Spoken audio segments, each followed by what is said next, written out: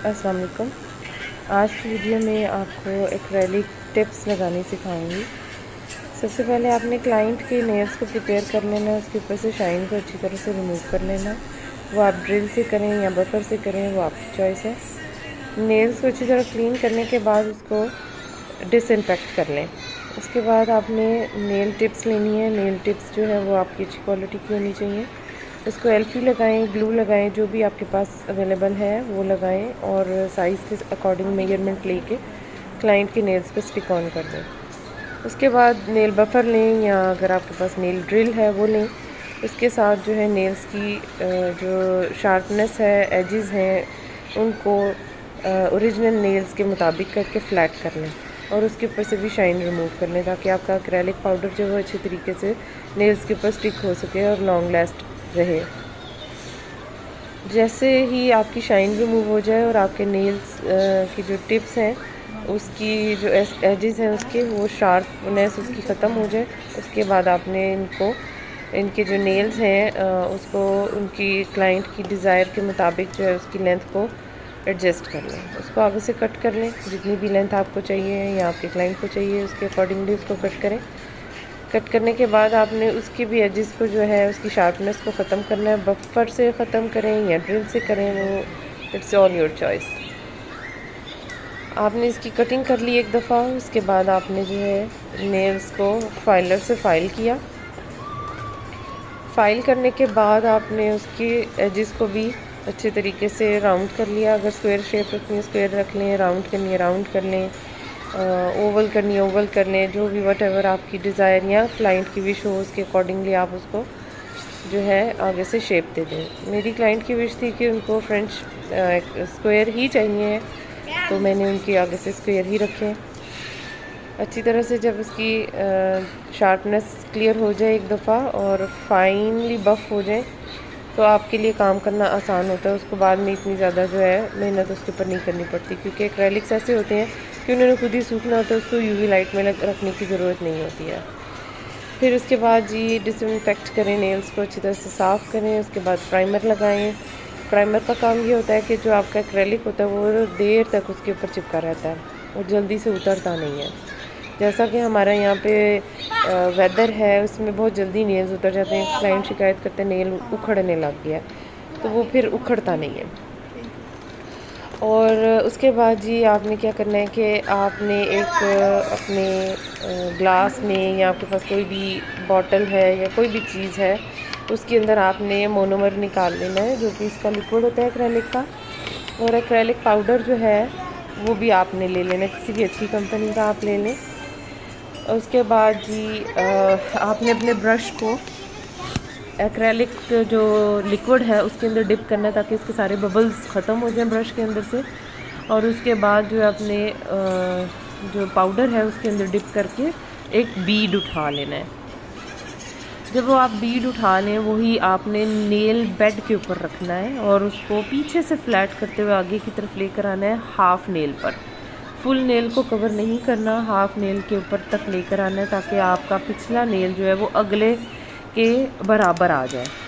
बाद में आपने जब सेकंड कोट करना है, इसके सूखने के बाद, ये अच्छी तरह से सूखेगा तो आपने सेकंड कोट करना है और उसके बाद जो आपने फुल नेल के ऊपर अप्लाई करना है। आपने ये सारा अप्लाई करके वेट करना है, क्योंकि ये 30 सेकंड्स टू 1 मिनट लेता है, कभी कभी 2 मिनट्स भी ले लेता है, इसको सूखने में लगते हैं, टाइम लगता है।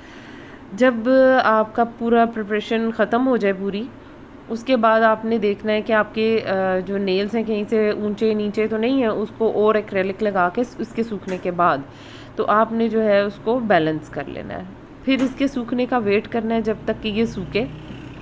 सूखने के बाद जो है आपने इसकी बफिंग करनी है। जब तक ये सूख रहा होता है तो आप देखिएगा कि ये रबर की तरह फॉर्म आ रही होती है, इसकी एक इलास्टिसिटी इसमें आ जाती है, तो ये जेल की फॉर्म लेने लग जाता है। उसके बाद ये हार्ड होता है और एक्रेलिक जो ठोस होता है उसकी फॉर्म में ये आता है, पत्थर की तरह फिर ये हार्ड हो जाता है। जब तक कि ये हार्ड ना हो आपने कोशिश करनी है कि इसके ऊपर सेकंड एप्लीकेशन नहीं करनी है। जब ये हार्ड हो गया आप इसको बजा के देखें कि ये हार्ड हो गया है, उसके बाद आपने इसकी बफिंग करनी है। वो आप बफर से करें, आप फाइलर से करें हार्ड वाले, या आप ड्रिल से करें, इट्स अप टू यू। कि आपका काम किससे जल्दी होता है। मेरा ड्रिल से काम जल्दी होता है, तो मैंने ड्रिलिंग की है, उसके ऊपर से सारे एजेस को फाइन किया है।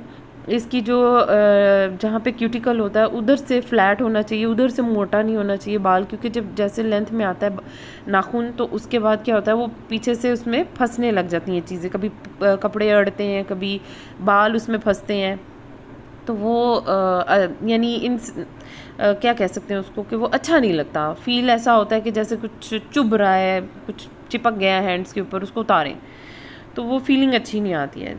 फिर आपने इसको अच्छे तरीके से बफ़ करना है, इसकी साइड्स को देखना है, इसकी एजेस को देखना है, और इसके फ्रंट को देखना है, इसके नीचे से भी देखना है। सारी चीज़ों को जब आपने अच्छे तरीके से बफ़ कर लिया ड्रिल के साथ, उसके बाद ये जो ब्लॉक बफ़र पड़ा हुआ है मेरे पास, मैंने इसको यूज़ किया।